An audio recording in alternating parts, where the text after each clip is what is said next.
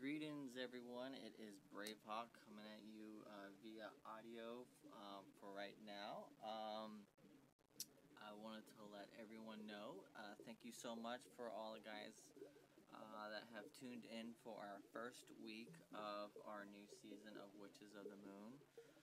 Also, I would like to implore everyone to please comment. You don't have to comment on my video, but please comment on the other people's videos to let them know that you're watching, that you like what they watch, and there are special bonuses to that when you do comment, but that will touch up on later news for people. So this week's topic is, it's a really simple topic, but at the same time, the most complex things are simple, and one of those is being spirit as an element. Usually when people see spirit, they latch on to the concept of a being outside the body. And that is something completely different from what we're talking about this week. Well, more or less, it's something different. We're talking about the lively spirit, the element that is within you, the thing that connects to the universe, that connects to your gods, your goddesses, that connects to that something that's outside your body. Think of it as your system's Wi-Fi, basically. It's out there trying to touch base on things that you yourself in the physical body don't know yet, or you're trying to learn. I almost would like to say it's a type of GPS, but that's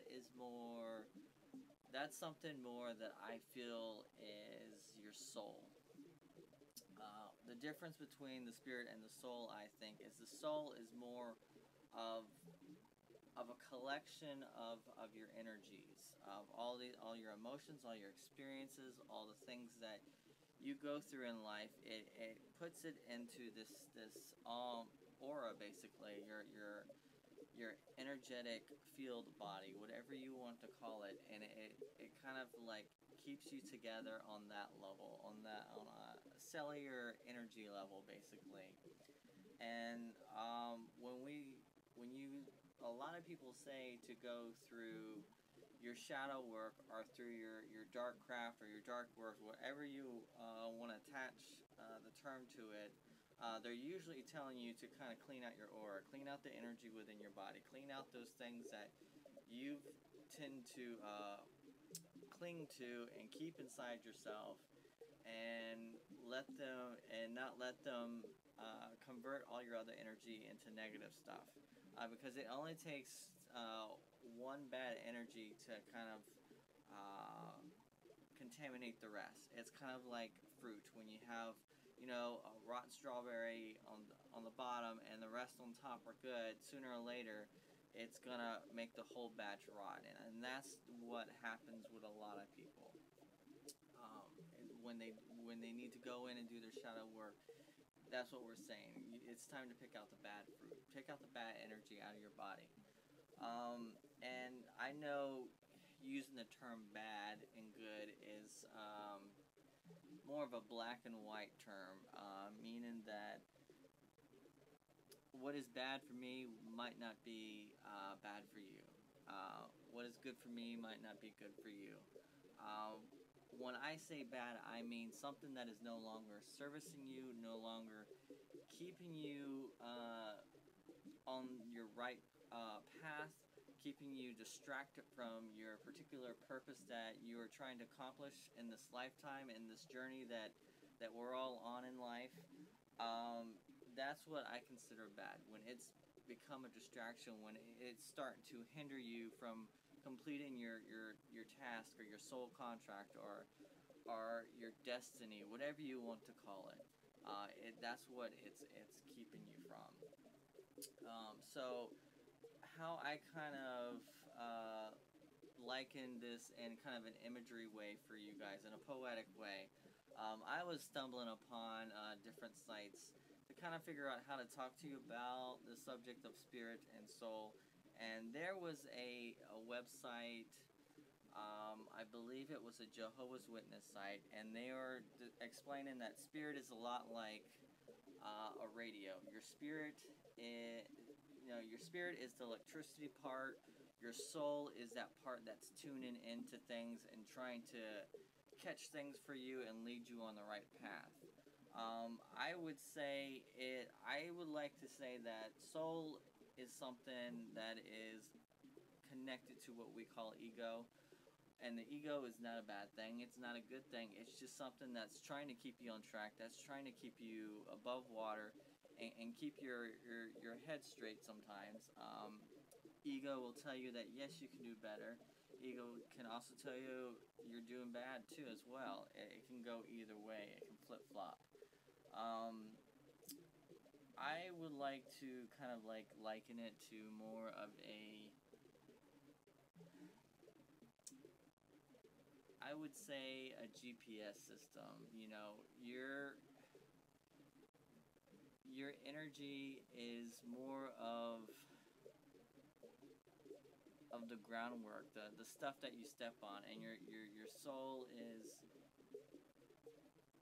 that path that you need to go on, that path that you know you need to go on it, and you keep talking yourself into it, and you're not doing it, and that's when your ego steps in, and your ego says, hey, we are off track here.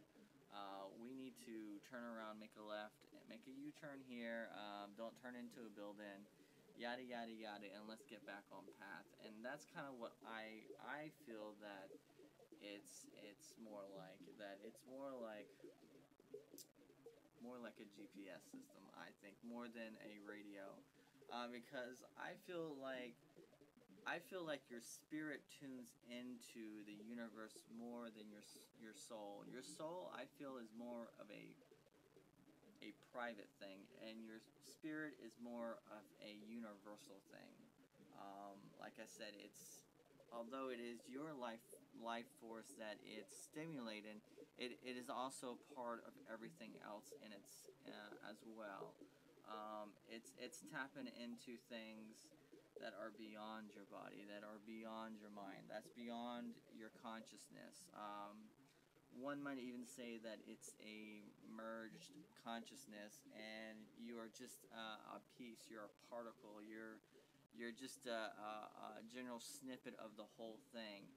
And what you're experiencing is your own perception of the event. That's like to say, puzzle pieces. You're one particular puzzle piece. You might be a corner piece looking inward, and through your perception, things are happening a certain way. And if you go to another puzzle piece, things are happening another way to them. Alan Watts is someone that I like to listen to a lot on YouTube, and he did bring up a really good point about spirit, our consciousness, our soul, whatever you want to call it, as a whole, our spiritual sense. That he was saying that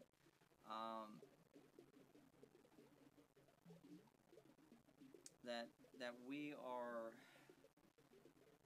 tend to see the world through our perceptions. So our world can change via our perception.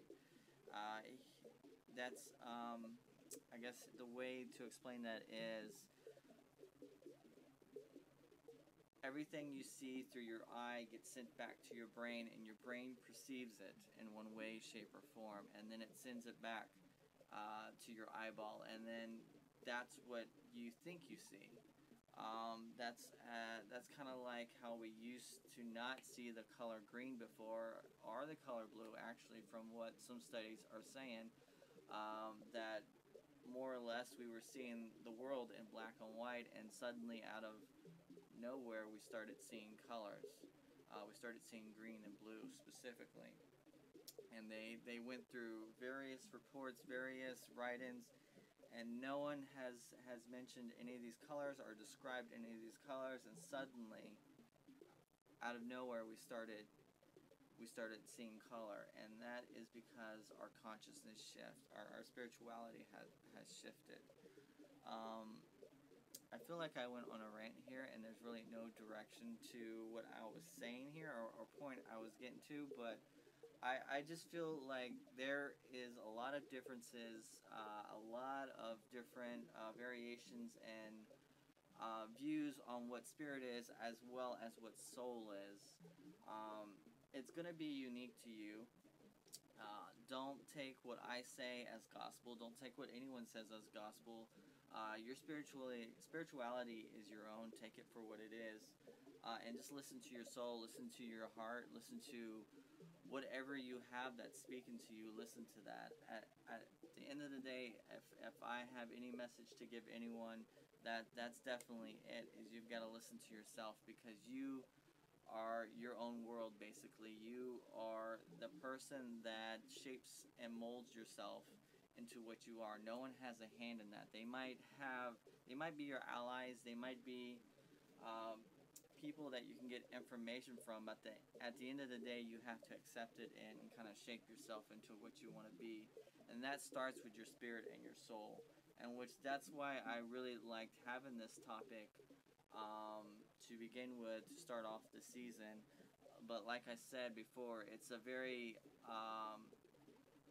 very simple topic, but at the same time, it's very complex, and it has its own complexities to it.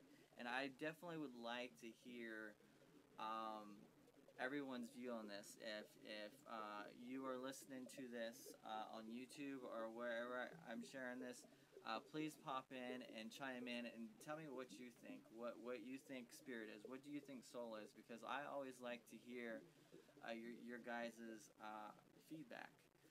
All right, so I'm going to go ahead and sign this out now.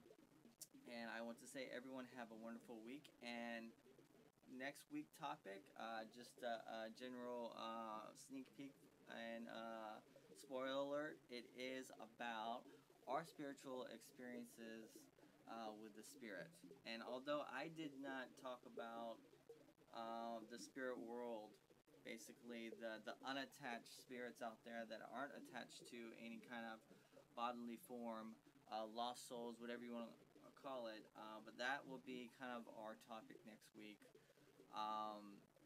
So I look forward to seeing you guys next week, and you guys have a wonderful one.